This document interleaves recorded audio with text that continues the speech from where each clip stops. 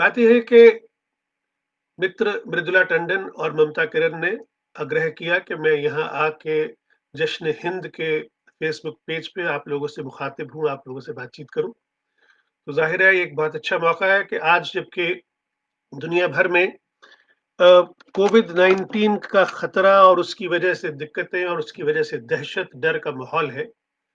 एक नई तरह की ज़िंदगी हम लोगों ने शुरू की है कि अपने घर में बैठे, अपने कमरे में बैठे, अपने कंप्यूटर के सामने बैठकर आप सबसे बातचीत की जा सके, अपने मन की बात आपसे साझा की जा सके और बताया जा सके कि हम आज जिन हालात में हैं, ये ज़्यादा दिन नहीं चलेगा। आहिस्ता-आहिस्ता हम सब वापस मिलना शुरू करेंगे, ज़िंदगी दोबारा पटरी पे आएगी। चाहे बहुत लोगों ने अपनी जान दे के कुर्बानी दी है एक तरह से अपनी ज़िंदगी की और हमें ये चेतावनी दी है कि हमें ठीक-ठाक तरीके से जीना है, रहना है और जो सोशल डिस्टेंसिंग का फ़ॉर्मूला बताया गया है, उसे हम सब मान रहे हैं। जो मान रहा है, जो भगवान कृष्ण की तरह रणछोड़ बन के डर के काम कर रहा है, वो ज़िंदा है, वो ज़िंदा रहेगा।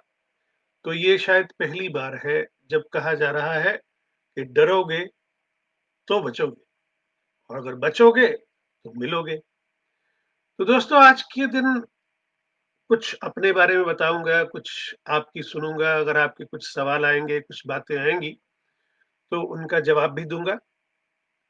मैं दरअसल ज़ूम, वेबिनार और अ, गूगल मीट पे तो बातचीत कर चुका हूँ लोगों से। मुझे बहुत ज़्यादा अनुभव अ, नहीं है फेसबुक लाइव पे बात करने का। तो मैं समझने की कोशिश कर रहा हूँ, देख रहा हूँ कि हाँ, मेरे भाई लक्ष्मी शंकर वाजपेयी भी पहुँच गए हैं और ममता किरण भी पहुँच गई हैं और नंदिनी श्रीवास्तव भी दिखाई दे रही हैं। तो इसका मतलब है कि मेरी आवाज़ तो सुनाई दे रही है और मैं अब जो भी बात करूँगा, कहूँगा, वो ज़रूर बाकी मित्र जो साथ-साथ जुड़ते जाएँगे, उन तक भी पहुँचेगी। दरअसल बात ये है कि भाई लक्ष्मी शंकर वाजपेयी और ममता किरण इतने प्यारे इंसान हैं कि इनको मिलने के बाद महसूस होता है कि भगवान ने जैसे इन दोनों को बहुत फुर्सत से बनाया और उसके बाद कहा कि देखो, तुम दोनों मेड फॉर ईच अदर हो और तुम्हें जो देखेगा, उसे देखने का ही इतना सुख मिलेगा कि वो जिस तरह से कहते हैं कि भगवान के दर्शन हुए, तो ये शिव-पार्वती की इतनी खूबसूरत जोड़ी है कि इन्हें भगवान ने दोनों को ये भी कहा कि जाओ, मैं क्योंकि हर जगह नहीं पहुँच के कविता कर सकता, तो तुम दोनों जाके वहाँ गज़ल भी लिखो, कविता भी लिखो। तो ये दोनों इस तरह से हम लोगों के दिलों के करीब आ रहे हैं अपने लेखन के ज़रिए। ये लंदन भी आए, इन लोगों के साथ थोड़ा वक़्त लंदन में बिताने का मौका मिला। कभी-कभी दिल्ली में भी जाके मुलाकात होती है, मौका लगता है। तो आज मैं शुरुआत करता हूँ अपने बचपन से, कि मैं पंजाब में पैदा हुआ। पंजाब में एक छोटा-सा गाँव है। अब वो छोटा नहीं रहा, अब तो वो काफ़ी बड़ा हो गया है, बल्कि वो लुधियाना का एक हिस्सा ही बनता जा रहा है, उसे जगराओं कहते हैं। तो मैंने अपनी कहानी काला सागर में लिखा था कि जगराओं में 2 महान लोग पैदा हुए थे। दूसरे का नाम लाला लाजपत राय है। तो पहला तो आप जानते ही हैं कि कौन है। तो 2 महान लोग जगराओं में पैदा हुए, उनमें से एक देश आज़ाद कराने के लिए अपनी जान दे गया और दूसरा देश आज़ाद होने के 5 साल बाद पैदा हुआ। तो बचपन पंजाब में बीता। पिताजी रेलवेज़ में काम करते थे, हम उनको बाऊजी कहते थे। हमारे यहाँ अ, पिताजी को बाऊजी और माँ को चाईजी कहने का रिवाज था और ये एक कारण है क्योंकि बड़े भाई को भाऊजी कहा जाता था, तो हमारे चाचा लोग भाऊजी कहते थे हमारे पिताजी को, तो हम भ नहीं बोल पाते थे, तो भाऊजी तो बाऊजी हो गया और माँ को भरजाई जी कहते थे, तो वो भरजाई क्योंकि हम नहीं बोल सकते थे, तो वो चाईजी हो गया।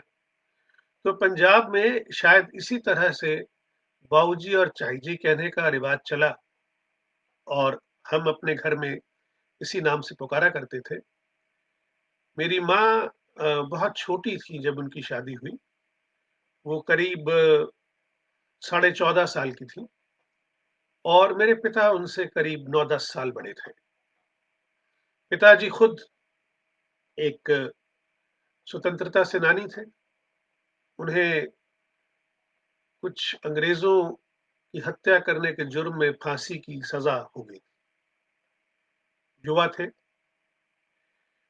तो आहिस्ता-आहिस्ता केस चला, तो जब किंग जॉर्ज या किंग एडवर्ड जो भी उस समय थे, उनका बर्थडे आया तो जनरल पार्डन में हमारे पिता भी छूट गए और उनकी एंगेजमेंट का एक बड़ा ज़बरदस्त किस्सा है कि हमारे नाना जी के बड़े भाई हमारे दादाजी से मिले, तो एक ही बिरादरी के थे तो पूछा उनसे बता रहे थे कि भाई मेरे भाई की बेटी है, उसकी अब शादी की उम्र हो रही है, 14 साल की हो गई है।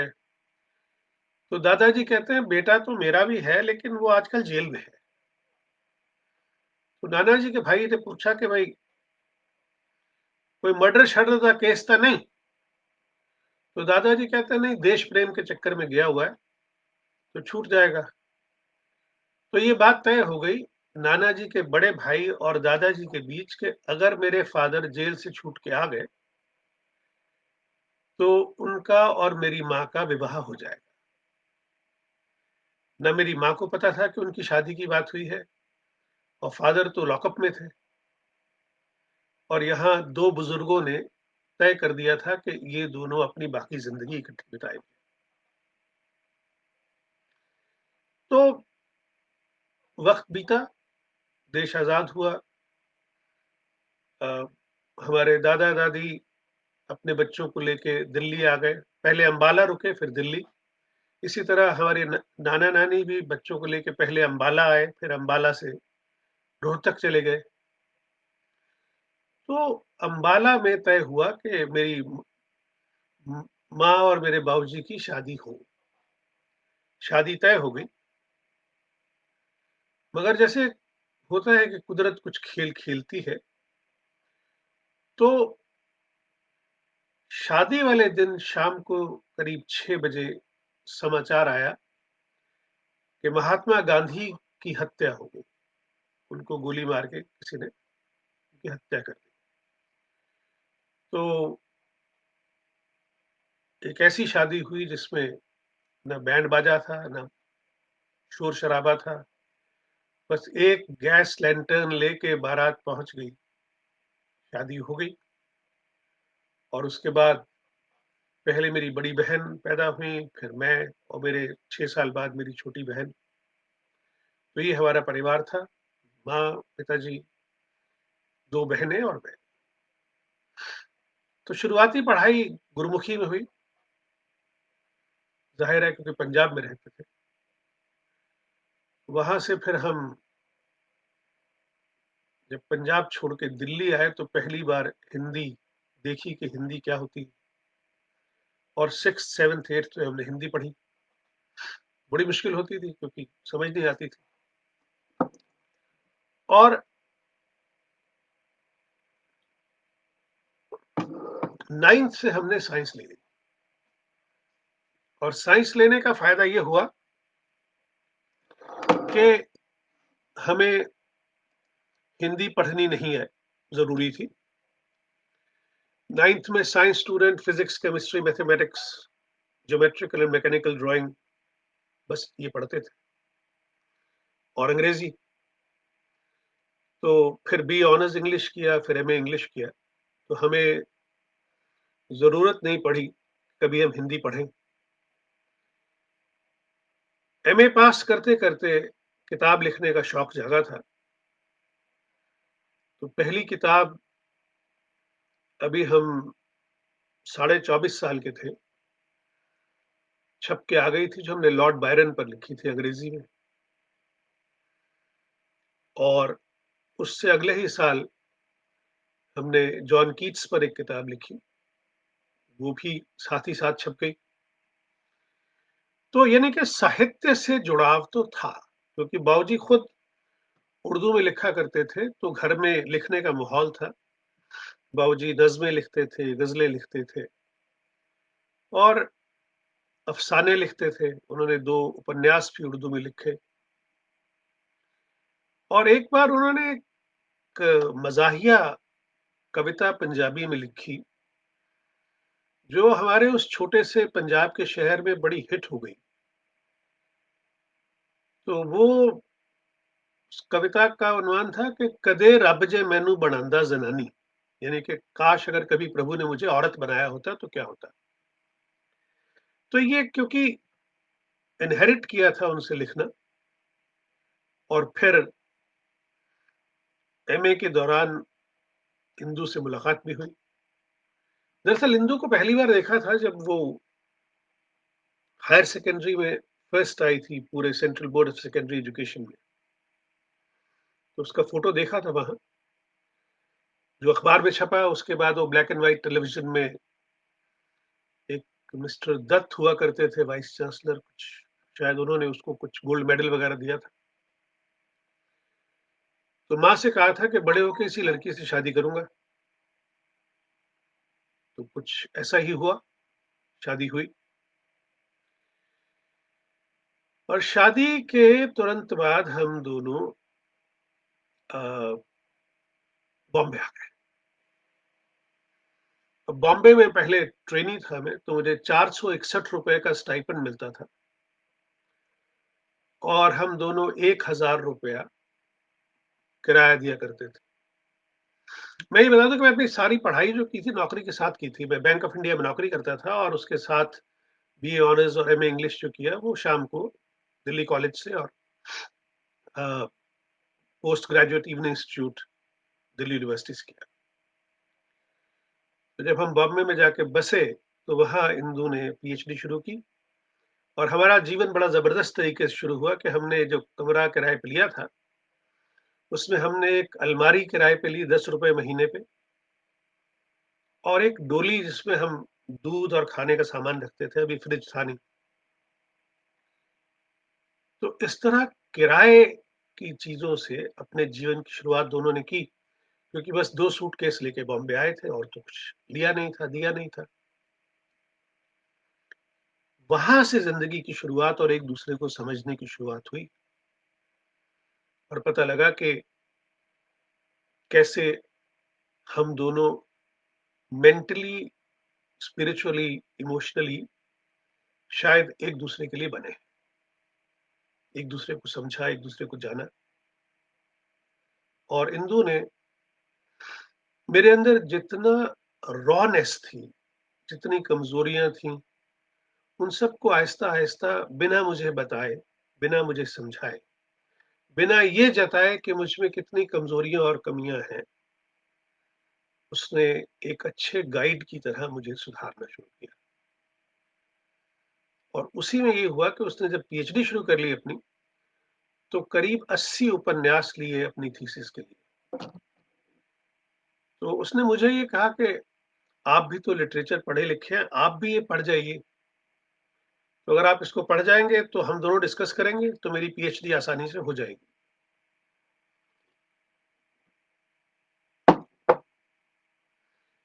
अब मैंने वो उपन्यास पढ़ने शुरू किए। मैंने श्रीलाल शुक्ल का राग दरबारी, नरेंद्र कोहली की दीक्षा और जगदीश चंद्र का कभी ना छोड़े खेत और उनकी जो उपन्यास त्रयी है और कमलेश्वर, राजेंद्र यादव और उसके साथ हिमांशु जोशी, चित्रा मुद्गल, मन्नू भंडारी इन सबको पढ़ना शुरू किया। इससे पहले मेरी हिंदी की जो पढ़ाई थी, वो सिर्फ जासूसी नावलों तक सीमित थी और एक उपन्यास मैंने पढ़ रखा था जिसका नाम था गुनाहों का देवता। वो हमारे ज़माने में युवा पीढ़ी के लिए एक बाइबल जैसी होती थी कि जो भी व्यक्ति अ, यूनिवर्सिटी में पढ़ रहा है, उसके लिए ये बहुत ज़रूरी है कि वो गुनाहों का देवता केवल पढ़े नहीं, सवाल ये होता था आपस में कितनी बार पढ़ा है? और हर जवान आदमी चंदर होता था, हर जवान लड़की सुधा होती थी। बस चंदर और सुधा जैसे हमारी यूनिवर्सिटीज़ के रिप्रेजेंटेटिव्स हो गए थे और हम पता नहीं कितनी सुधाओं के चंदर थे और हर सुधा के कितने चंदर थे, ये उस ज़माने में पता ही नहीं चलता था। मगर बहुत अच्छा ज़माना था। मैंने शादी के बाद वो उपन्यास इंदु को दिया पढ़ने के लिए। मैंने कहा देखो मैंने हिंदी का सबसे अच्छा उपन्यास पढ़ रखा है। डू यू थिंक कि मुझे और कुछ पढ़ने की ज़रूरत है हिंदी में? तो इंदु ने उस उपन्यास को 2 दिन पढ़ा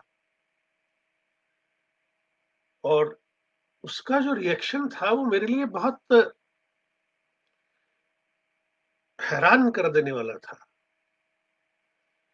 उस दिन मुझे पता चला कि इंदु मेरे मुकाबले कितना मैच्योर दिमाग रखती है। एक तो बात ये कि वो एमए हिंदी करके आई थी और उसने गुनाहों का देवता नहीं पढ़ रखा था। यानी कि उसके लिए उस उपन्यास की उतना महत्व नहीं था कि उसे पढ़ना ज़रूरी है। दूसरा जब उसने पढ़ा तो जो कोल्ड सा रिस्पॉन्स दिया, उससे मुझे अपनी साहित्यिक समझ की सीमा समझ आ गई पूरी तरह से कि भई हाँ, मुझे कितनी अक्ल है साहित्य को लेके। फिर जब उसने उपन्यास मेरे साथ डिस्कस करने शुरू किए, तो मुझे ये लगा कि यार ऐसी चीज़ें तो मैं भी लिख सकता हूँ। तो मैंने फिर हिंदी में अपनी पहली कहानी अपने एक टीचर थे, हम उनको पंडित श्याम मोहन जुत्शी कहते थे। नाम उनका श्याम मोहन जुत्शी था, कश्मीरी थे।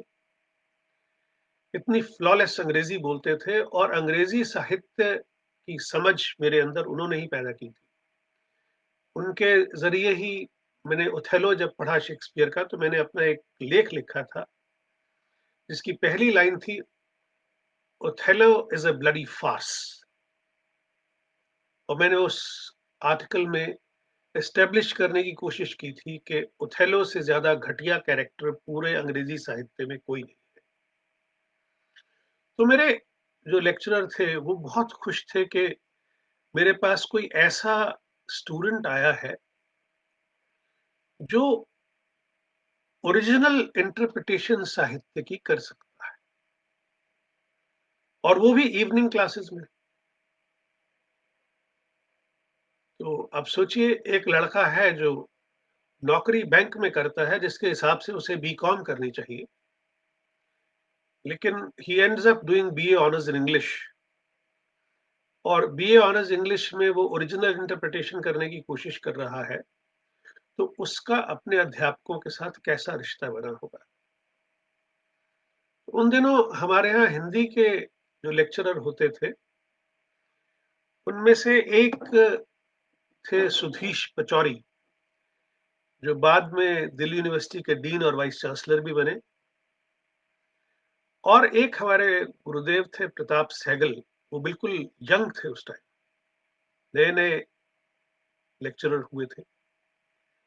लेकिन मुझे इन दोनों से डायरेक्टली पढ़ने का मौका नहीं मिला क्योंकि मैं हिंदी पढ़ता ही नहीं था। लेकिन जैसे होता है हमारा जो ज़माना था उसमें अध्यापक गुरुदेव थे और हमें उनकी बाकायदा इज़्ज़त करनी थी।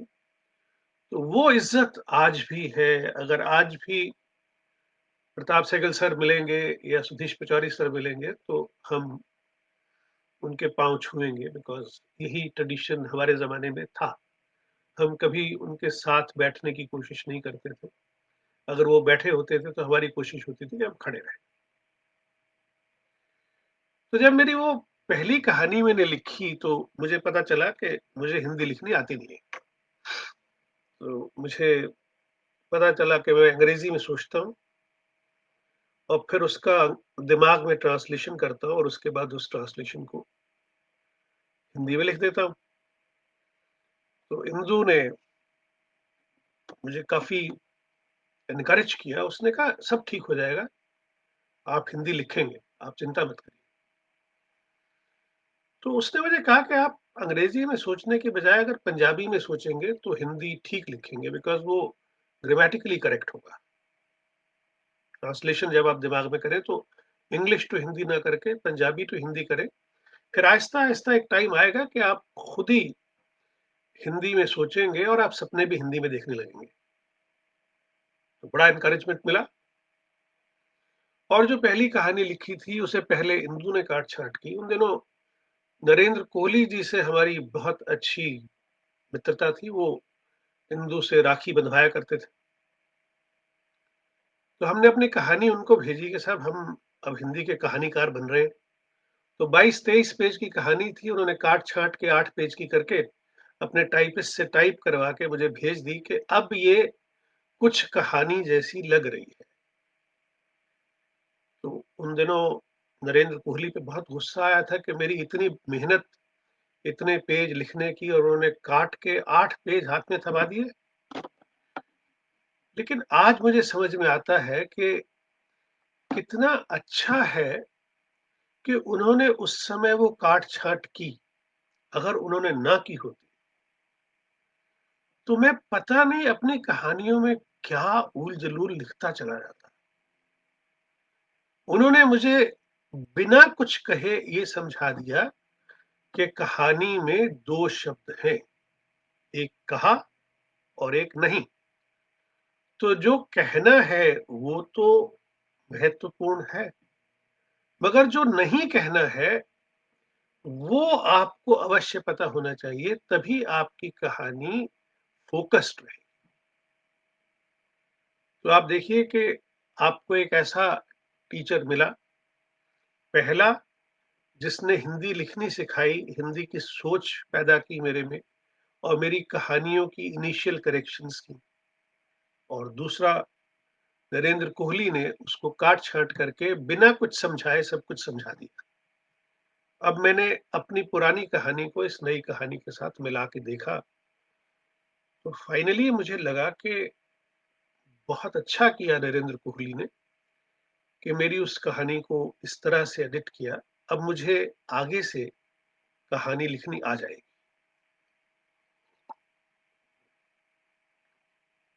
आप किस्मत देखिए कि उन्हीं दिनों बहुत सारी एयर होस्टेसेस को रिट्रेंच कर दिया गया, नौकरी से निकाल दिया गया। मैं एयर इंडिया में था, तो मैंने उनका दर्द देखा, दर्द को समझा। तो एक लड़की मुझे मिली जो एयर होस्टेस दिल्ली से बॉम्बे आई थी। वो रो रही थी, मैं उसे घर लेके आया। इंदु ने उसे खाना खिलाया, चाय पिलाई, प्यार से बिठाया, उसकी सारी कहानी सुनी। वो कहानी इंदु को सुना रही थी, मगर मैं चोरी-चोरी पूरी कहानी सुन रहा था और उसे अपने दिल में बैठा रहा। तो उस एयर होस्टेस ने मुझे अपनी ज़िंदगी की दूसरी कहानी दी और वो कहानी मैंने स्ट्रीम ऑफ कॉन्शियसनेस की टेक्नीक इस्तेमाल करते हुए कोहली जी ने कहा कि भई ये कहानी शायद हिंदी में एयरलाइन पर लिखी पहली कहानी है। तो उस एयर होस्टेस के सपनों के धराशायी होने की जो कहानी है, उसे मैंने लिखा और उसका नाम था उड़ान। और बम्बई यूनिवर्सिटी के देवेश ठाकुर जो खुद बड़े साहित्यकार थे, जिन्होंने कई उपन्यास लिखे, भ्रमभंग वगैरह, उसके अलावा और कई उपन्यास हैं उनके। शीशे का घर और इस कुछ इस तरह से हैं। लेकिन वो एक किताब निकाला करते थे, वर्ष की श्रेष्ठ कहानियाँ, तो उन्होंने उसमें उड़ान कहानी को शामिल किया। तो बड़ा हौसला बढ़ गया कि भाई मुझे तो कहानी प्रकाशित कराने के लिए कोई ज़्यादा मेहनत नहीं करनी पड़ी। अच्छा, मैं आपको एक बात बताऊँ, क्योंकि मैंने चश्मा लगाया नहीं हुआ, तो मैं लेफ्ट में नाम अभी नहीं पढ़ रहा कौन-कौन लेफ्ट में आ रहा है। जितने भी मित्र हैं मैं सबको नमस्कार कर रहा हूँ और बाद में जब मैं चश्मा लगा के सवाल पढ़ूँगा, नाम पढ़ूँगा, तो मैं सारे मित्रों को इंडिविजुअली नमस्कार करूँगा, क्योंकि अगर बीच में नमस्कार करता रहूँगा तो मेरा तारतम्य टूट जाएगा। तो आप सबको नमस्कार, आपका स्वागत है।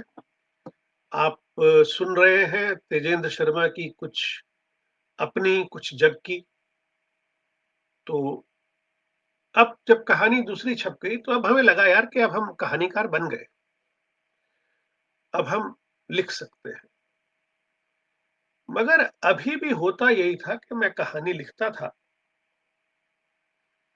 और मुझे पहले इंदु से ठीक करवाना पड़ता था। क्योंकि मेरे अंदर ये कॉन्फिडेंस नहीं था कि मैं हिंदी की कहानी पहली गो में ठीक से लिख पाऊँगा। मगर मेरी कहानियों की एक बड़ी ख़ासियत ये थी कि मेरी कहानियाँ कोई मॉस्को में लिखी गई, कोई रोम में लिखी गई, कोई न्यूयॉर्क में लिखी गई, कोई कनाडा में लिखी गई।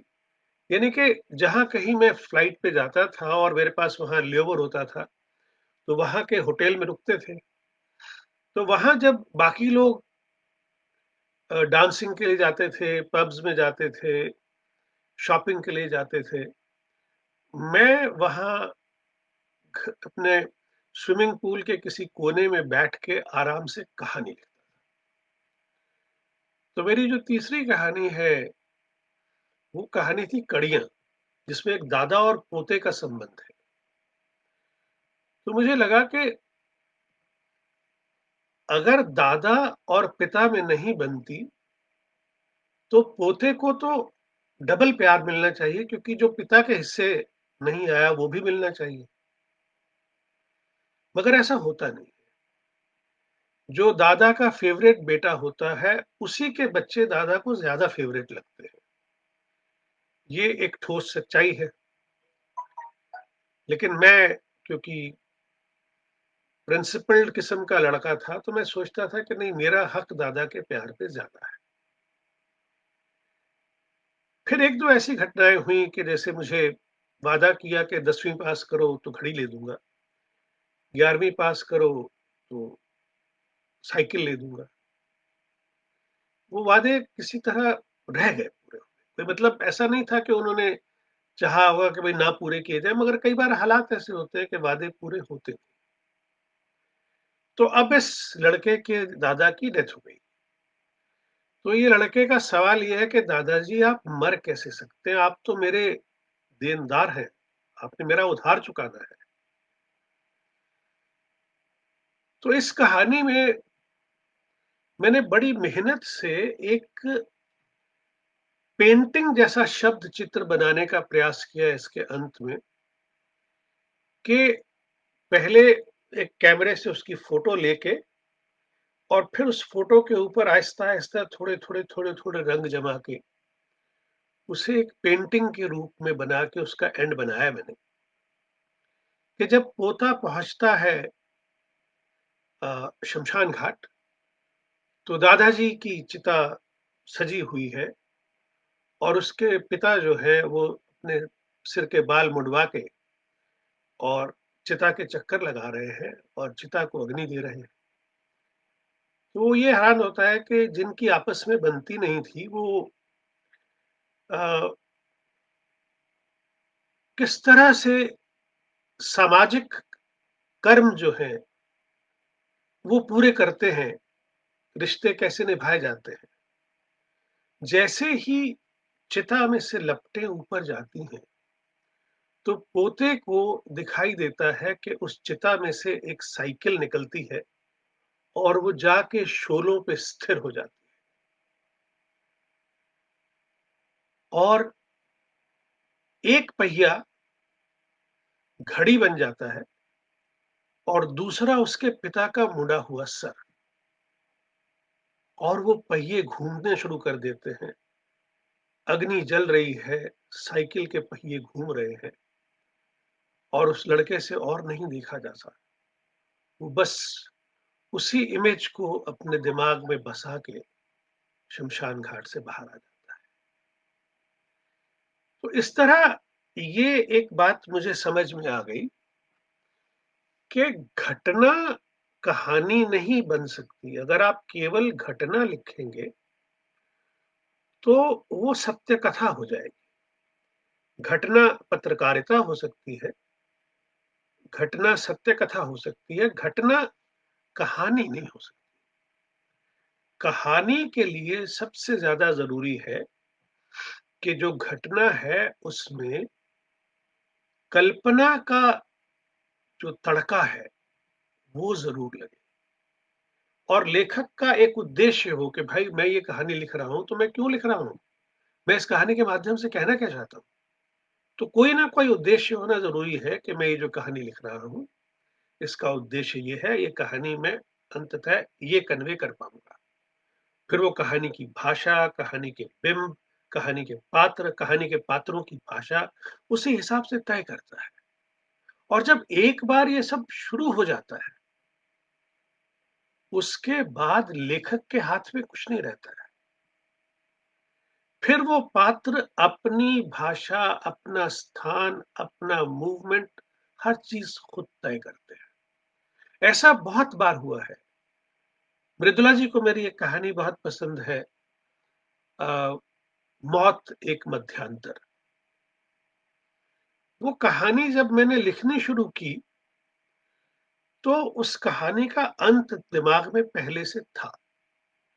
दरअसल हमारे यहाँ इंग्लैंड में हमारी कथा यूके की संरक्षक ज़किया ज़ुबैरी हैं, जो खुद हिंदी और उर्दू की एस्टेब्लिश्ड लेखक हैं और काउंसलर भी हैं। उन्होंने लेबर पार्टी के टिकट पे 5 बार इलेक्शन जीता है। उन्होंने मुझे एक लाइन बताई कि उनकी एक नीस अ, अस्पताल में थी अपने पति के साथ, तो उसने ज़किया जी से कहा कि खाला ये ऐसा हुआ कि ये जो दिन मैंने बिताए ना अस्पताल में, ये मेरे लिए शायद ज़िंदगी के सबसे अच्छे दिन थे। क्योंकि मैं पहली बार अपने पति के साथ अकेली थी। मुझे कभी अपने पति के साथ अकेले वक़्त बिताने का मौका ही नहीं मिला। सास, बच्चे, घर में कुछ इस तरह से माहौल था कि मैं कभी अपने पति के साथ बैठ नहीं पाई। और ये दिन इतने दर्दनाक थे कि मुझे पता था कि बस ये साथ कुछ दिनों का है, अब ये यहाँ से मैं अकेली ही वापस जाऊँगी। तो ये अंत दिमाग में तय था कि कहानी यहाँ आके खत्म हो जाएगी। अब कहानी लिखनी शुरू की। पहले तो फॉर्मेट कहानी का क्या हो, तो एक महक नाम का कैरेक्टर तैयार किया गया, जो सोच भी हो सकती है, खुशबू भी हो सकती है, इंसान भी हो सकता है, अपना एक्सटेंशन भी हो सकता है हमारी नायिका का। उससे वो बातें कर रही, कुछ लिख के, कुछ बोल के। और जैसे-जैसे कहानी आगे बढ़ी, तो मैंने देखा कि मेरा कंट्रोल उस कैरेक्टर से हटता जा रहा है। वो कैरेक्टर कहानी को वहाँ ख़त्म करने को तैयार नहीं है, जहाँ मैंने एक लेखक के तौर पे अपने आप को तैयार किया था कि मैं कहानी को यहाँ ख़त्म करूँगा। वो कहानी औरत के हक की कहानी बन गई। वो कहानी बदल के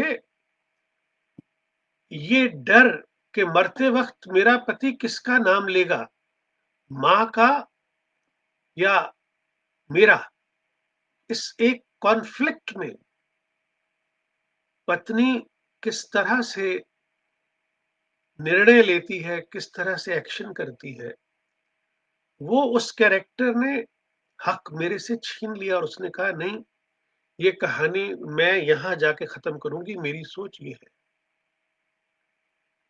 मैं कहानी लिखने से पहले, शुरू करने से पहले कई दिन तक अपने कैरेक्टर से बातें करता रहता। अकेले रहने का एक ये बड़ा सुख है कि जब मैं उन कैरेक्टर से बात करता हूँ, तो कोई मुझे ये नहीं कहता कि तू पागल तो नहीं हो गया? लेकिन मैं उनसे पूछता रहता हूँ, उनसे बातें करता हूँ कि भई हाँ, तुम्हारी सोच क्या है? इस स्थिति को लेके तुम क्या सोचते हो? काफ़ी देर तक उनसे गुफ्तगू होती है। इसी तरह कई बार हुआ है मेरे साथ कि मैंने कहानी लिखनी शुरू की, एक थीम को दिमाग में लेकर उसे आगे बढ़ाया और उसके बाद अचानक पता चला कि कहानी के जो पात्र हैं, वो मेरी सोच से एग्री नहीं कर रहे हैं। तो ऐसे में मैंने ये देखा है कि जब तक कि ये विद्रोह जो कैरेक्टर कर रहे हैं, वो विध्वंसात्मक नहीं है, वो सब कुछ अस्त-व्यस्त नहीं कर तोड़ नहीं रहा, तो मैं बाकायदा उन कैरेक्टर्स के साथ चलता हूँ। जो शब्द वो बोलना चाहते हैं, मैं उनको बोलने देता हूँ और जब वो जाके उसे ख़त्म करते हैं कहानी को, तो मैं उस कहानी को छोड़ देता हूँ। कई दिन तक उसकी तरफ देखता ही नहीं, क्योंकि कहानी लिखनी शुरू की थी तो मेरी थी, कहानी ख़त्म की तो वो उन कैरेक्टर्स की थी। अब मैं उसे अपनी कहानी मानूँ या ना मानूँ, तो मैं उस कहानी को फिर करीब 2-3 हफ्ते के बाद दोबारा से देखता हूँ। अब क्योंकि वो कहानी उन कैरेक्टर्स ने बना ली थी अपनी, तो मेरे लिए एक अजनबी, एक बाहरी व्यक्ति बन के अपनी कहानी को पढ़ना बड़ा आसान हो जाता है। क्योंकि मुझसे तो वो कहानी छीन के आगे ले गए थे, तो अब मैं इन कहानियों को उनके एंगल से पढ़ता हूँ कि भाई अब मैं देखता हूँ तुमने क्या किया। और जब मैं उन कहानियों को पढ़ता हूँ, तो मुझे समझ में आता है कि यार हाँ, वाक़ई ये जो कैरेक्टर कह रहे थे, वही सही कहानी है। जो मैं सोच रहा था उसमें या तो नाटकीयता थी या उसमें अ, पॉसिबिलिटी तो थी, प्रोबेबिलिटी नहीं। देखिए, जीवन के सच में और कहानी के सच में एक मूलभूत अंतर होता है। जो जीवन का सच है, वो तो सच है। आपको उसका कोई सबूत नहीं देना क्योंकि वो सच है, वो घटित हो चुका है। आपको मानना ही पड़ेगा। अखबार में खबर छप गई कि ये हुआ है, आपको मानना पड़ेगा क्योंकि समाचार है, टेलीविज़न ने सुना दिया। लेकिन जो कहानी का सच है, उसके लिए कहानीकार को बहुत मेहनत करनी, और वो मेहनत क्या है कि उसे अपने सच को सिर्फ़ पॉसिबल नहीं बनाना है, उसे प्रोबेबल बनाना है। पढ़ने वाले को लगे कि सच में ऐसा मेरे साथ भी हो सकता है। जब किसी कहानीकार को ये बात समझ में आ जाती है कि मुझे ये सच समझ में आ गया, कहानी में इस सच को कैसे पिरोना है।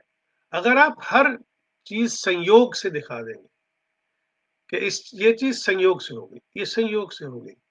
एक बिंदु तक तो संयोग संभव है, लेकिन उसके बाद पाठक आपसे सवाल करता है कि भाई हर बार हर चीज़ संयोग से हो रही है तो तुम क्या कर रहे हो?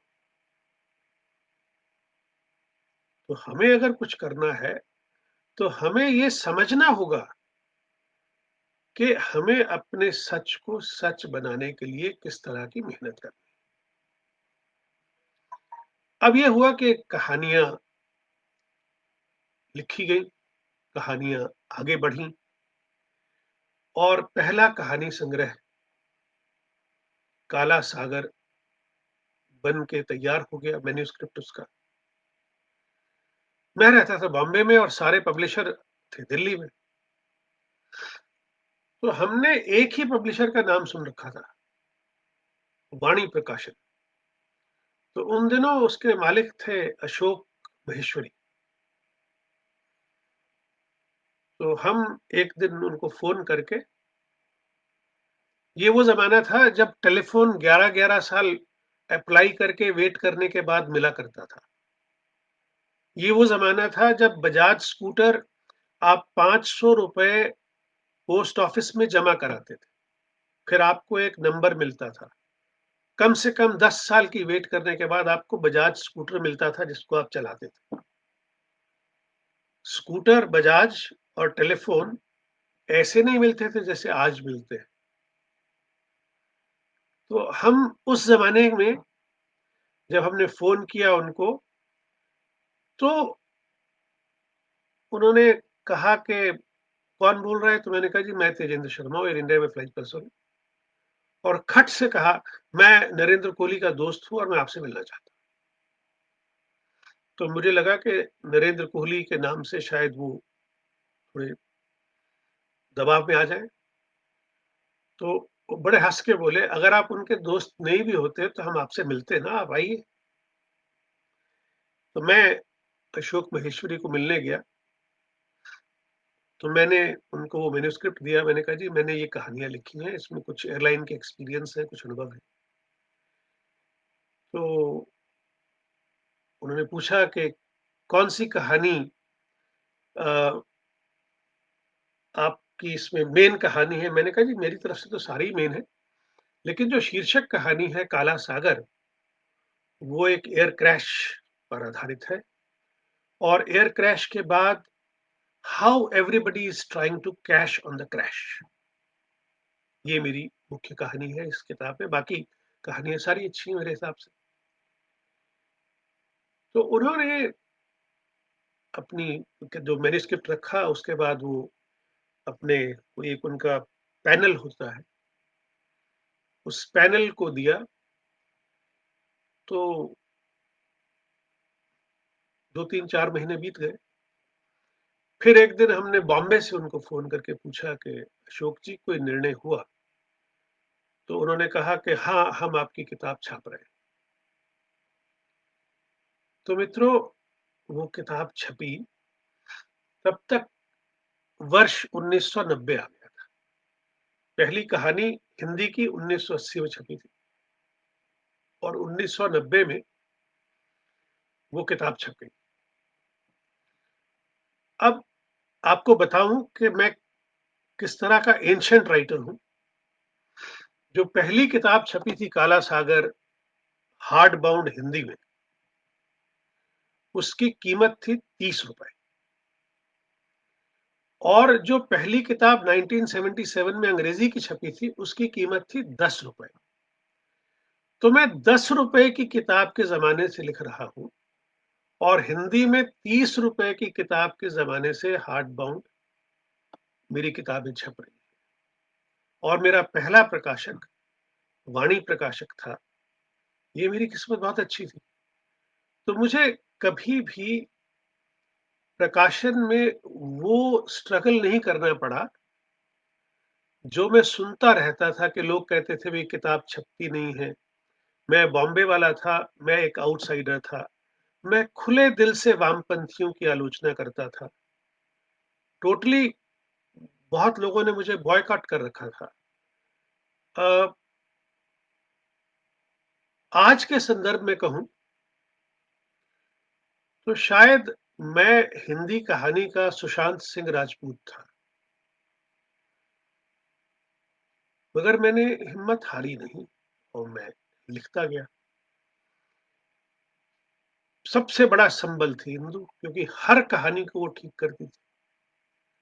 कोई भी चीज़ कमी रह जाती थी, कई शब्द नहीं मिलते थे तो वो देती थी।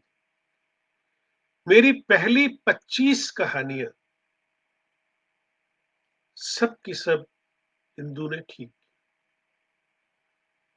अगर वो नहीं होती तो मैं हिंदी का कहानीकार नहीं होता। क्योंकि 25 कहानियाँ जब आपकी पत्नी ठीक करती है, तो वो शी मेक श्योर वो ठोक-पीट के बजा के आपको एक अच्छा लेखक बनाने का फैसला कर चुकी है। इसके लिए उसने अपने लेखन को त्याग दिया, उसने अपने जीवन में 3-4 कहानियाँ लिखी बस और उसकी कहानी सारिका वगैरह में पब्लिश हुई, वो इतना अच्छा लिखती थी कि सारिका ने उसे छापा। लेकिन उसने अपने लेखन को छोड़ दिया और केवल और केवल मेरे लेखन पे ध्यान देना शुरू कर दिया और मुझे समझाती रही कि देखिए एक कहानी का ज़रूर ज़िक्र करूँगा, कहानी थी रेत के शिखर। मैंने वो कहानी लिखी, धर्मयुग से वापस आ गई, सारिका से वापस आ गई। तो मैं वैसे मतलब उन लकी लोगों में से हूँ जो धर्मयुग और सारिका में छपा करते थे, कादम्बिनी में, साप्ताहिक हिंदुस्तान में, इन सब में छपा करते थे। तो मैं उन पत्रिकाओं की पैदाइश हूँ जो बाद में हंस में आके ग्रेजुएट किया। हंस, कथा देश और वो जो वागर्थ और ज्ञानोदय, फिर बाद में नया ज्ञानोदय, इन सब में हम छपे। तो इन्होंने कहा कि आपकी कहानी का थीम है क्या? मैंने कहा मेरी कहानी का थीम यही है कि जो कोई औरत पीएचडी करने की कोशिश कर रही है, उसका सेक्सुअल एक्सप्लॉइटेड होने की कोशिश हो रही है वहाँ पे। तो मैंने अपनी कहानी में दिखाया था कि वो महिला एक्सप्लॉइटेशन के लिए हाँ कर देती है और वो लेक्चरर बन जाती है, पीएचडी हो जाती है और जब-जब उसे डॉक्टर कह के बुलाया जाता है, तो वो हर रोज़ कई मौतें मरती है। क्योंकि डॉक्टर शब्द सुनते ही उसे वो सारा याद आ जाता है, जो उसके गाइड ने उसके साथ किया। तो इंदु ने कहा अगर तो आपका एम यूनिवर्सिटी का भ्रष्टाचार दिखाना है, तो क्या ज़रूरी है कि उसे पीएचडी मिल जाए? अगर उसे पीएचडी नहीं मिलेगी, तो भी तो आप भ्रष्टाचार दिखा देंगे ना कि उसने क्योंकि हाँ नहीं की, तो उसे पीएचडी नहीं मिली। बहुत रिलक्टेंटली इंदु से बिल्कुल एग्री ना करते हुए, मगर क्योंकि सारिका और धर्मयुग दोनों ने वापस कर दी थी, तो मुझे लगा कि चलो इंदु की बात मानने में क्या हर्ज है। तो मैंने उस कहानी का एंड चेंज किया और फिर दिखाया कि उसे पीएचडी नहीं मिली और आप सोचिए इंदु कितनी ब्रिलियंट रही होगी कि वही कहानी जो सारिका से वापस आ गई थी, जब दोबारा भेजी तो वहाँ छप गई। तो आप सोचिए कि कितना अहम किरदार इंदु का रहा होगा मुझे साहित्यकार बनाने में। तो आज अगर आपको मेरी कहानियाँ अच्छी लगती हैं तो क्रेडिट गोज़ टू इंदु और अगर आपको मेरी कहानियाँ सहनी पड़ती हैं, तो सारे आरोप आप इंदु पे लगाइए, मुझ पे मत लगाइए। तो फिर एक समय आया कि इंदु बहुत बीमार हो गई, कैंसर हो गया। तो कुछ कहानियाँ मैंने कैंसर पे भी लिखी। एक इंदु के जीवन में और कुछ कहानियाँ उसके जाने के बाद। मगर उन दिनों एक कहानी लिखी थी देह की कीमत। वो एक सोच थी, एक घटना थी छोटी-सी कि एक भारतीय मूल का लड़का जो इल्लीगली जाके जापान में बस गया है, उसकी वहाँ मौत हो गई। तो किसी विदेशी धरती पे इल्लीगल इमिग्रेंट की लाश के क्या मायने हैं? कितना भयावह ख़्याल है। और जब उसके दोस्त उसकी लाश को भेजने के लिए पैसे इकट्ठे करते हैं, तो उच्चायोग का अधिकारी कहता है कि भई सुनो, अगर तुम सारे पैसे उसकी लाश को भेजने में लगा दोगे, तो उसकी बीवी को क्या मिलेगा? तो वो सारे लोग कहते हैं, "जी आप बताइए क्या करें?" तो कहता है, "हम ऐसे करेंगे कि इसका क्रियाकर्म यहाँ जापान में ही कर देते हैं, मिनिमम में। और अस्थियाँ जो हैं वो मैं डिप्लोमैटिक मेल से भेज दूँगा। जो पैसे हैं वो इसकी बीवी को भेज दो, उसको नई लाइफ़ शुरू करने में काम आएँगे। अब ये सारे दोस्त समझ नहीं पा रहे कि ये इतना निष्ठुर काम वो कैसे करें। पत्नी अपने पति को देख नहीं पाएगी, उसकी लाश को देख नहीं पाएगी। तो जो एम्बेसी का अधिकारी है नवजोत सिंह, ये नवजोत सिंह मेरा एक दोस्त था जो एमए में मेरे साथ काम करता था, उसका नाम था नवराज सिंह। तो ये कहानी उसने मुझे हवाई जहाज़ में 5 मिनट में एक छोटी-सी घटना सुना दी थी कि वो जिससे निपट के आ रहा था टोक्यो से। तो वो तो चला गया लेकिन मेरा दिमाग खराब कर गया, मुझे ये सारी कहानी बनानी पड़ी। तो फिर मैंने अपने जीवन में से लोगों को चुना कि इस कहानी का कौन-सा किरदार कौन हो सकता है। एक मेरा दोस्त था हरदीप सिंह, उसको मैंने कैरेक्टर बनाया।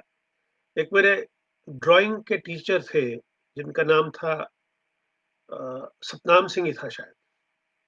वो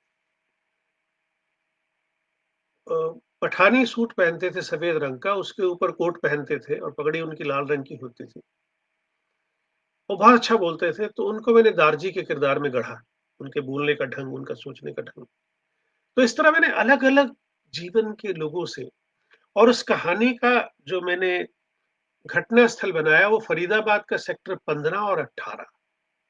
सेक्टर 18 लोअर मिडल क्लास का हाउसिंग बोर्ड कॉलोनी का सेक्टर है और सेक्टर 15 अमीर लोगों का बंगलों वाला, गाड़ियों वाला सेक्टर है। और लड़की जो है वो गरीब सेक्टर से सड़क लांघ के अमीर सेक्टर में जाना है। तो रास्ते में क्या कुछ होता है वो सारी इमेजरी मैंने एस्टेब्लिश की उस कहानी के लिए। और एक 15 सेक्टर जाने के लिए 18 सेक्टर से क्या-क्या छोड़ के जाना है, रास्ते में कौन-कौन गवाह है। और अब जब वो ये तय हो जाता है कि लाश वहीं क्रीमेट हो जाएगी और पैसे भेजे जाएँगे, तो यहाँ लड़के की माँ कहती है, "बेटा तो मेरा मरा है, पैसे सारे बहू खा जाएगी।" तो ये जो कॉन्फ्लिक्ट है पैसे का कि रिश्ते अब अर्थ से संचालित होते हैं। तो मेरी कहानियाँ 1980 से ही जो आ रही हैं, उनमें आर्थिक पहलू बहुत इम्पोर्टेंट है। तो यहाँ पे भी जो दारजी हैं, वो बहुत इम्पोर्टेंट रोल प्ले करते हैं फिर, एक पॉज़िटिव कैरेक्टर का। उन्हें विश्वास नहीं होता कि ये औरत जो बोल रही है, इसके साथ ये पिछले 30 साल से शादीशुदा है। आज आपको बताऊँ एक अ, वेबसाइट है प्रतिलिपि। मुझे पूरी उम्मीद है कि अ, उनकी फ़िगर्स करेक्ट होंगी। अकॉर्डिंग टू प्रतिलिपि ये कहानी 1,60,000 पाठक पढ़ चुके हैं और उस पर करीब-करीब 2,500 से 3,000 टिप्पणियाँ मुझे मिल चुकी हैं पाठकों की, जो बाय ईमेल आती हैं। तो ये कहानी एक पर्टिकुलर समय तक मेरे लिए मेरी ट्रेडमार्क कहानी बन गई थी। तो ये कहानी पढ़ के इंदु ने कहा था कि अब मुझे कोई डर नहीं है, अब मैं आसानी से मर सकती हूँ क्योंकि अब मुझे आपकी कहानियाँ ठीक नहीं करनी, अब आप ठीक लिख लेते हैं। तो मित्रों 3 कहानी संग्रह जब छप गए और तीनों वाणी से ही छपे थे। इस बीच अशोक महेश्वरी राजकमल में चले गए और वाणी को अरुण महेश्वरी ने टेक ओवर कर लिया।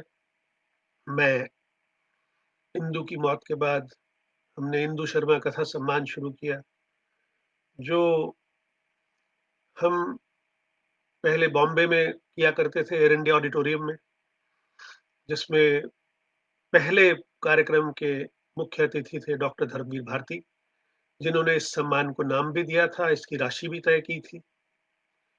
और पहले प्रोग्राम में चीफ गेस्ट बनना भी माना था।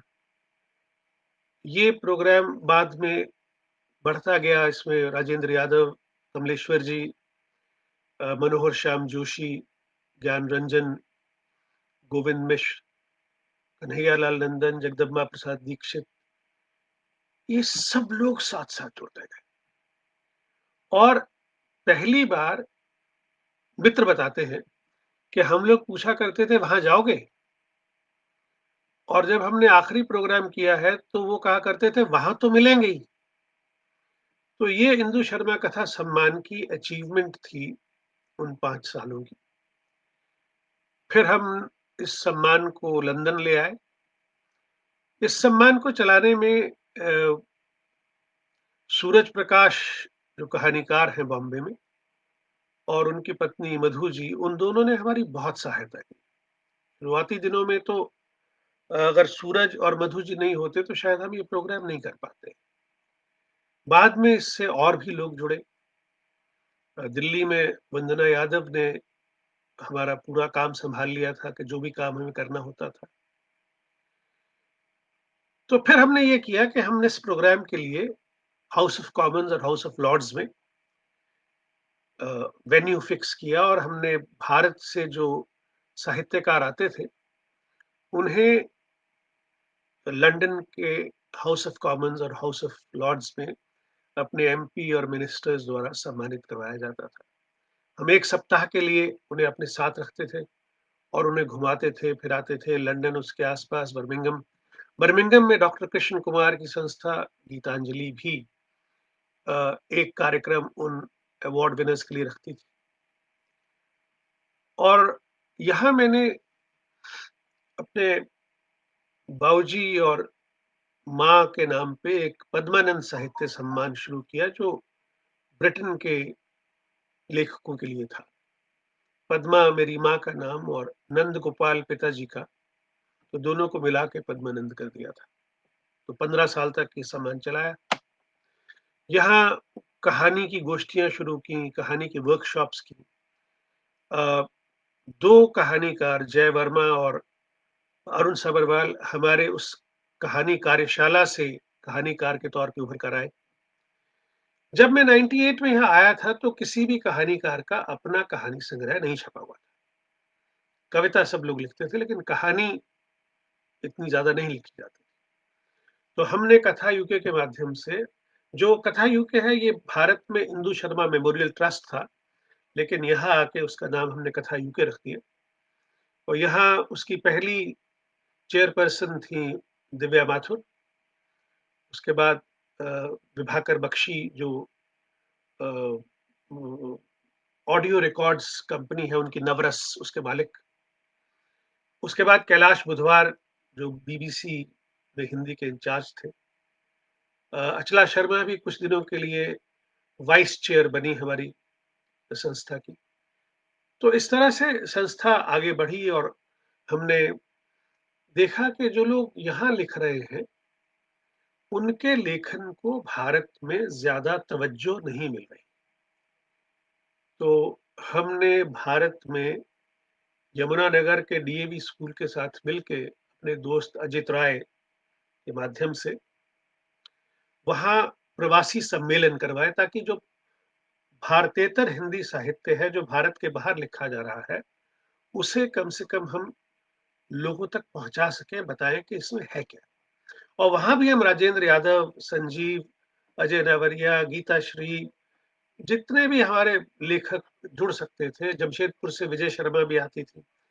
यहाँ दिल्ली के तो जितने लोग थे, सब के सब, और प्रकाशक अरुण माहेश्वरी भी, और अ, भारद्वाज भी। तो हम सबको, और भारद्वाज भी, जब भारद्वाज का नाम लिया, और प्रेम जन्मेजय पहले प्रोग्राम में गए थे साथ। तो मतलब एक मेला लगता था बाकायदा बड़ा-सा, जिसमें दिल्ली में हिंदी के तमाम लोग वहाँ जाके जुड़ते थे, एकेडमिक्स वाले भी और साहित्य वाले भी। असगर वजाहत भी वहाँ गए थे, मुझे याद है।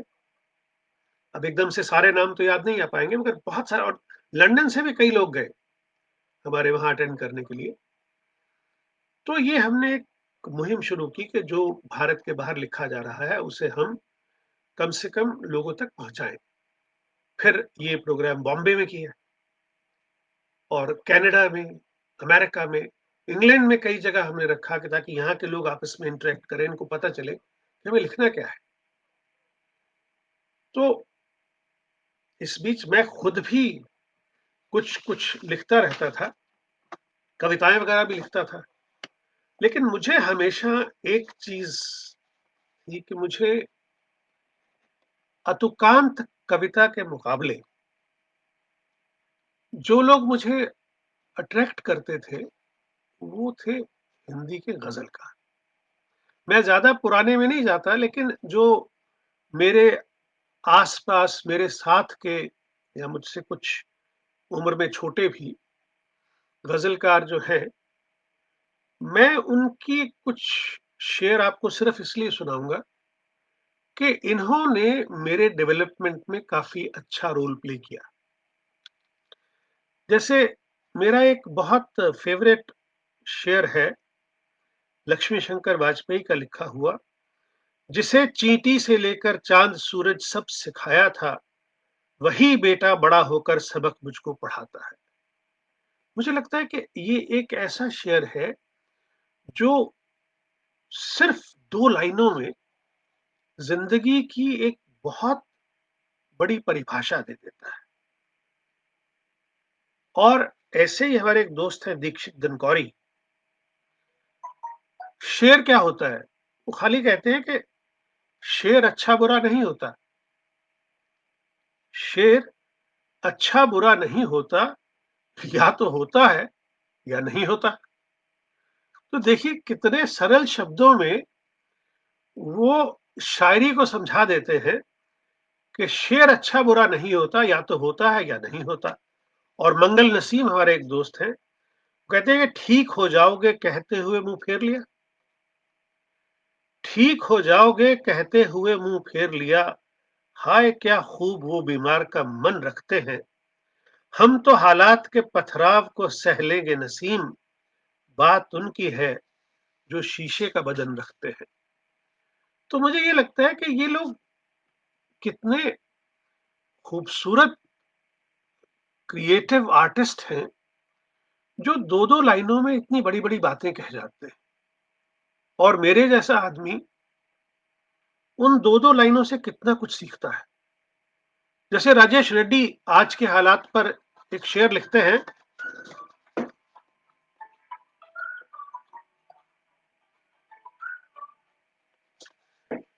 कहते हैं कि मेरे दिल के किसी कोने में एक मासूम सा बच्चा, मेरे दिल के किसी कोने में एक मासूम सा बच्चा, बड़ों की देखकर दुनिया बड़ा होने से डरता है। देखिए कितनी मासूमियत से आज की दुनिया पर इतनी खूबसूरत एक टिप्पणी कर देते हैं। ऐसे ही मैं सर्वेश चंदौसी और देवमणि पांडे को भी बहुत पसंद करता हूँ। और एक हमारे मुकाबले कुछ यंगर ही कहेंगे, एक शायरा है, उसका एक शेर है कि वो नहीं मेरा मगर उससे मोहब्बत है तो है, वो नहीं मेरा मगर उससे मोहब्बत है तो है, ये अगर रस्मों रिवाजों से बगावत है तो है। तो ये देखिए कि तो है वाला जो एक्सपेरिमेंट है, वो कितना खूबसूरत निभाती है कि सच को मैंने सच कहा, जब कह दिया तो कह दिया, अब जमाने की नजर में ये हिमाकत है तो है। तो ये देखिए कि मैं इन लोगों से सुनता हूं, सीखता हूं, और मैं कोशिश करता हूं कि मैं भी कुछ ऐसा कह पाऊं जो अगर इनके मुकाबले का नहीं, तो कम से कम कोई पढ़े तो ये तो कहे कि यार सहने लायक तो है।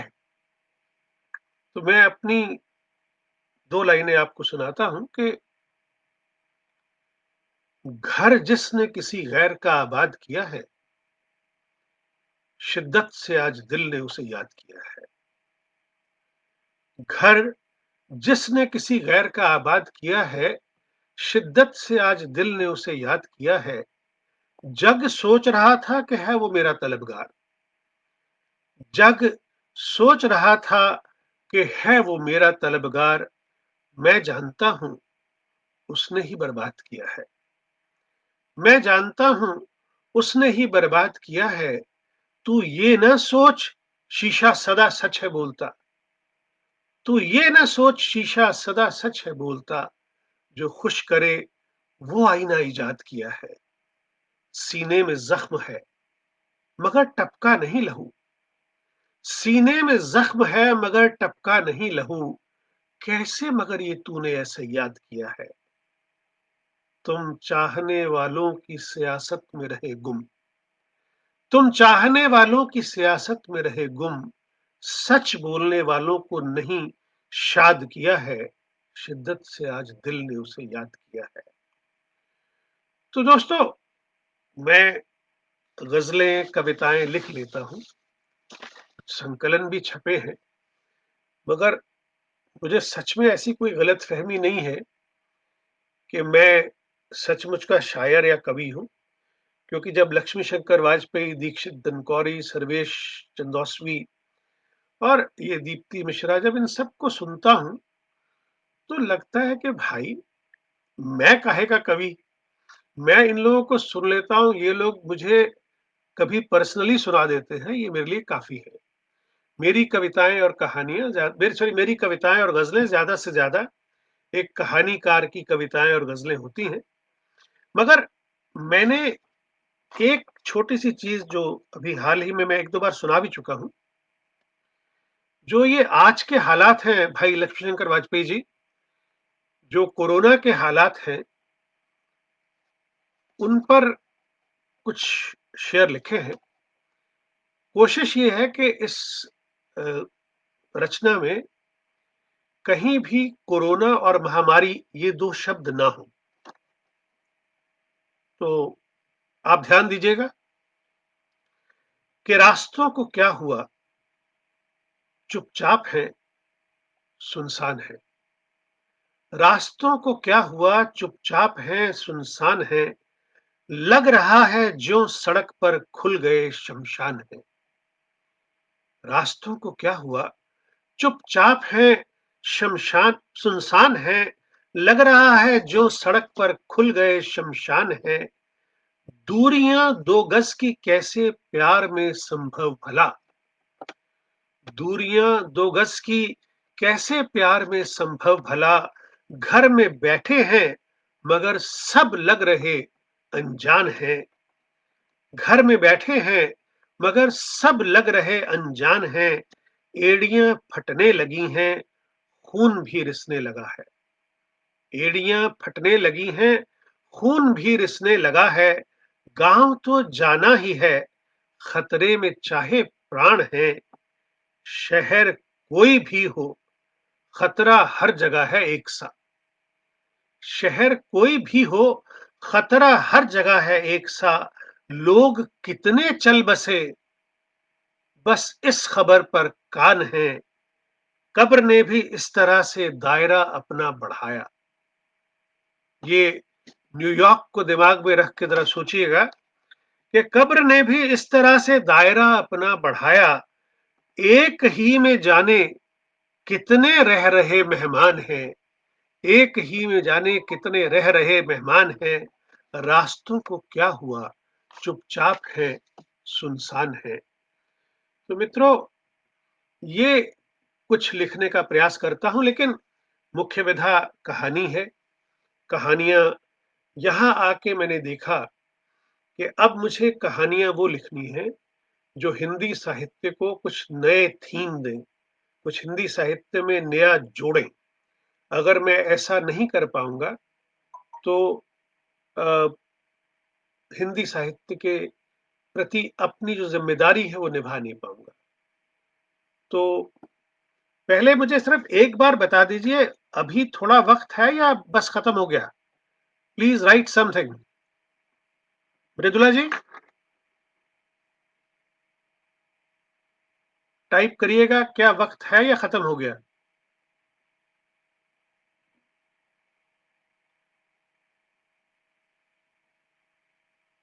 भाई लक्ष्मी शंकर जी, ममता जी, कोई बताएगा?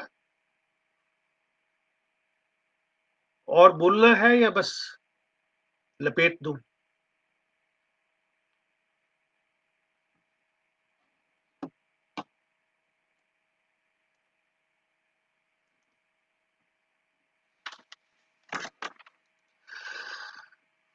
थोड़ा और वक़्त है। अच्छा, अच्छा, ठीक है।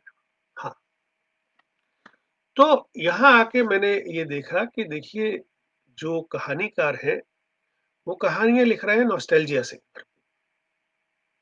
तो हमने एक मुहिम चलाई कि भाई नॉस्टैल्जिया शुरुआती लेखन के लिए तो ठीक है, क्योंकि जब आप यहाँ आए हैं अपने देश को छोड़ के, तो अपनी कहानियों में नॉस्टैल्जिया रखेंगे। अब आप उससे एक स्टेज आगे जाइए। दूसरी स्टेज वो होती है कि जब कहानीकार अपने अपनाए हुए मुल्क को ऑब्ज़र्व करना शुरू करता है, वहाँ के समाज को समझना शुरू करता है और अपने लेखन में सूचनाएँ देता है कि मेरे अपनाए हुए देश में ये हो रहा है, लंदन में तो ऐसा होता है, अमेरिका में तो ऐसा होता है। ये कहानियों में आना शुरू हो जाता है। और तीसरी स्टेज होती है जिसमें लेखक अपने अपनाए हुए देश का पूरी तरह से हिस्सा बन जाता है और उसके बाद वो उस देश के बारे में ठीक वैसे ही लिखता है जैसे कोई अंग्रेज़ अंग्रेज़ी में लिखेगा। लिखते हम अपने अपनाए हुए देश के बारे में हैं और सरोकार यहाँ के हैं मगर भाषा हिंदी है। इस तरह हम हिंदी साहित्य में एक ऐसी नई अ अ, धारा जोड़ देते हैं जिसके बारे में ना तो आलोचकों को पहले पता था कि ऐसा भी कुछ लेखन हो सकता है। क्योंकि किसी आलोचक को नहीं पता कि उस जब ये कहानी लिखी गई कि कब्र पहले से बुक की जाती है जैसे फ्लैट बुक किया जाता है। और वहाँ भी इंसान कोशिश करता है कि अगर by one get one free हो जाए तो। और उसके बाद अ, लाश के मेकअप के भी अलग-अलग पैकेजेज़ हैं। एक प्लैटिनम पैकेज है, गोल्डन पैकेज है, सिल्वर पैकेज है। आप जितना गुड़ डालोगे उस तरह से लाश का मेकअप होता जाएगा। ब्राइडल मेकअप चाहिए बिकॉज़ हर आदमी लाश की अंतिम जो फ़ोटो होगी वही देखेगा, वही याद रखेगा। तो इसलिए ये बहुत ज़रूरी था कि ऐसे थीम जहाँ हम दिखा सकें कि बाज़ारीकरण ने, ग्लोबलाइज़ेशन ने किस तरह से इस्तेमाल किया है हमारे जीवन को कि अब वो मौत के साथ भी खेलने लगा है, बाज़ारवाद जो। तो वो कहते हैं कि अच्छा सुनिए, अगर आप हमारा मेकअप अफ़ोर्ड नहीं कर सकते, तो आप ये कर सकते हैं कि आप हमसे प्रोडक्ट्स खरीद लीजिए और इन प्रोडक्ट्स से लाश का मेकअप खुद कर लीजिए।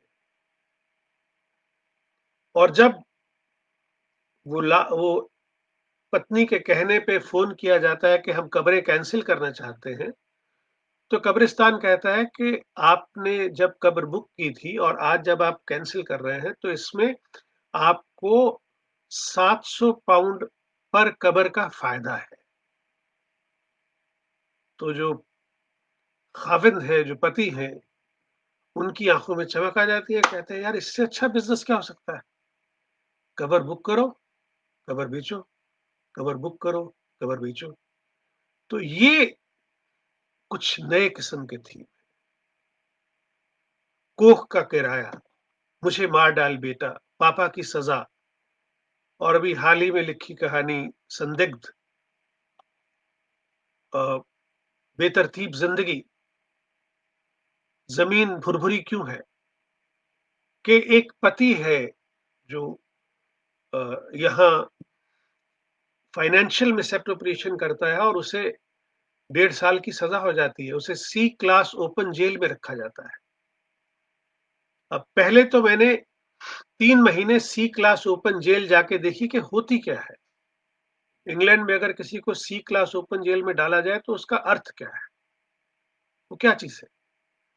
जब मुझे समझ में आया कि सी क्लास ओपन जेल क्या होती है, तब मैंने उस पे लिखना शुरू किया, क्योंकि अगर मुझे मालूम ही नहीं कि फाइनेंशियल मिसएप्रोप्रिएशन वाला आदमी किस तरह की जेल में जाएगा, उसका जीवन कैसा होगा, उसे वहाँ कैसे रखा जाएगा। अब हमारे यहाँ फ़िल्मों में तो होता है ना कि एक ही जेल में खूनी भी है, एक ही जेल में सब एक ही तरह खाना खाने जा रहे हैं। यहाँ ऐसा नहीं है, और भारत में भी शायद ऐसा नहीं होगा, फ़िल्मों में दिखा देते हैं। क्योंकि जो फाइनेंशियल अ अ, मुल्ज़िम हैं या मुजरिम हैं, उन्हें हम जो हत्यारे हैं, उनके साथ एक ही जगह नहीं रख सकते। अब ये आदमी जो है वो पढ़ा-लिखा है, उसे उसके हिसाब से दिया गया है एक जेल में, और उसके बाद उसके कमरे की चाबी उसके पास है। कोई जेलर आके उसका कमरा बंद नहीं करता, और ऐसे जंगले-वंगले कुछ नहीं लगे हुए। वो अपना ओपन जेल है, क्योंकि सी क्लास ओपन जेल है, तो बहुत दूर तक जेल है और वहाँ अंदर अलग-अलग कमरे बने हुए हैं। लेकिन सुबह 5 बजे सब उठते हैं, एक्सरसाइज़ करते हैं, टाइम पे खाना खाते हैं, और सब कुछ समय पे होता है। फिर उसे टोकरियाँ बनानी सिखाई गई, फिर उसे माइक्रोसॉफ्ट ऑफ़िस सिखाया गया, Microsoft Word, Microsoft Excel, Microsoft account, सब कुछ सिखाया गया।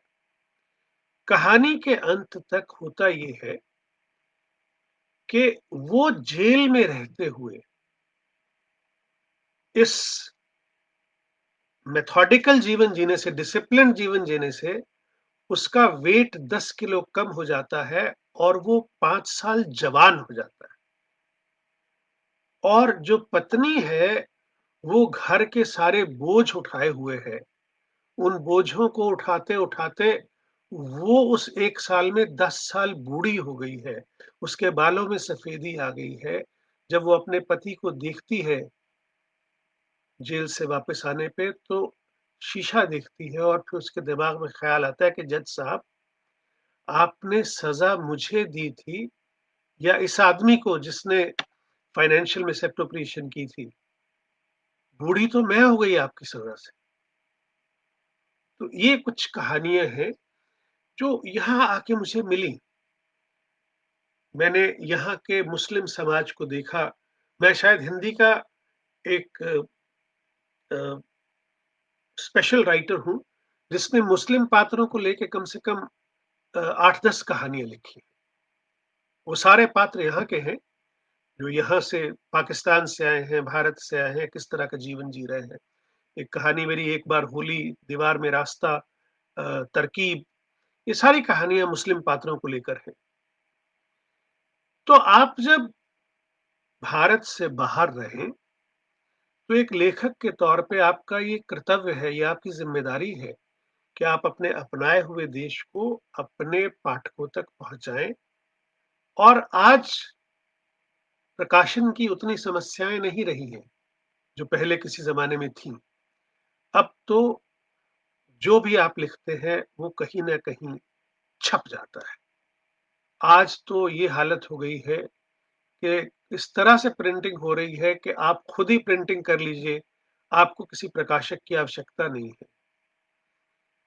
तो मित्रों,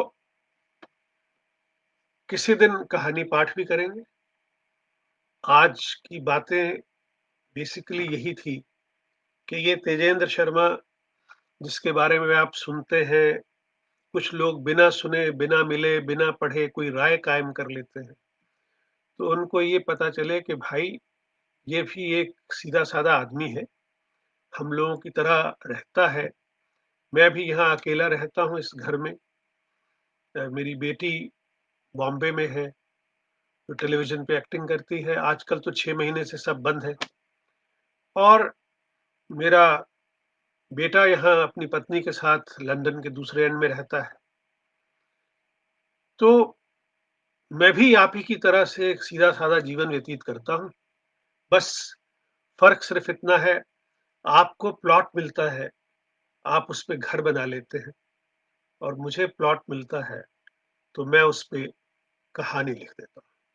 धन्यवाद। अगर किसी को कोई सवाल पूछना हो तो अब पूछ सकते हैं।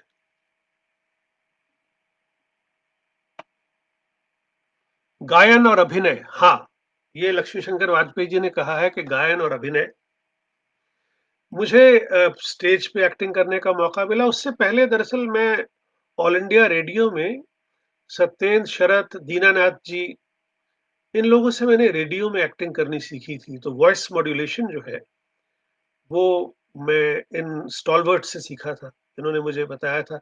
एक हमारे हुआ करते थे कुमुद नागर, जो नागर जी के बेटे थे, वो भी उस टाइम दिल्ली स्टेशन पे थे। तो इन 3 लोगों ने मुझे एक्टिंग सिखाई।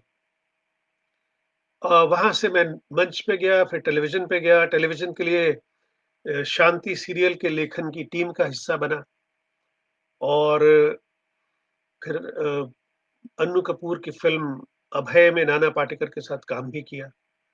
तो ये मेरी कुछ थोड़ी अभिनय की है और जहाँ तक गायन का है, कभी अपना भी लिखा गा लेता हूँ और कभी अ, तलत महमूद और मुकेश के गीत भी गुनगुना देता हूँ और तलत महमूद मेरे फ़ेवरेट सिंगर हैं और वो जब गाते हैं कि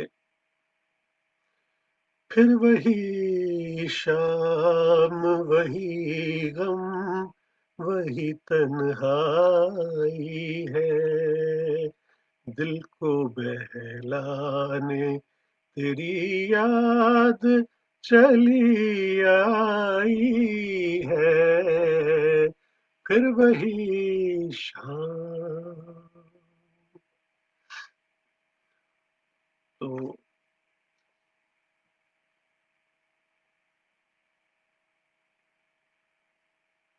हाँ, लक्ष्मी शंकर जी पूछ रहे हैं कि भाई मैं उपन्यास लिखा कि नहीं, अभी तक उपन्यास नहीं लिखा, आजकल लिख रहा हूँ। उस उपन्यास का नाम है विल्सडन जंक्शन। लगभग आधे से ज़्यादा पूरा हो गया है और मुझे उम्मीद है कि जल्दी पूरा हो जाएगा। तो मित्रों, अब आपसे विदा लेता हूँ। अपनी छोटी-सी ज़िंदगी में वापस मेरी चाय ठंडी हो गई, दोबारा बनाता हूँ और पीता हूँ और आप लोगों ने सुना, सहा, एप्रिशिएट किया। मृदुला जी आपका बहुत-बहुत शुक्रिया, ममता जी आपका बहुत-बहुत शुक्रिया और अब मैं लाइव को बंद करूँगा और आप सबको नमस्कार जुड़ने के लिए। और मैं अब देख रहा हूँ कौन-कौन जुड़ा है। व्योमा जी हैं, मधु मेहता हैं, मृदुला जी तो हैं ही, आशुतोष हैं लंदन से, वो भी देख रहे हैं और पूनम सब्रवाल हैं, ये आजकल एक किताब एडिट कर रही हैं मेरे सारे इंटरव्यूज़ की। नंदिनी श्रीवास्तव लगातार शुरू से जुड़ी हुई हैं और कोई नाम दिखाई दे रहा है मुझे। वो आगे पीछे हो गए होंगे, आई डोंट नो। बस। तो आप सबका बहुत-बहुत शुक्रिया एक बार फिर और मैं अब लाइव को बंद करने जा रहा हूँ। थैंक यू वेरी मच और फिर मुलाकात होती है। God bless you.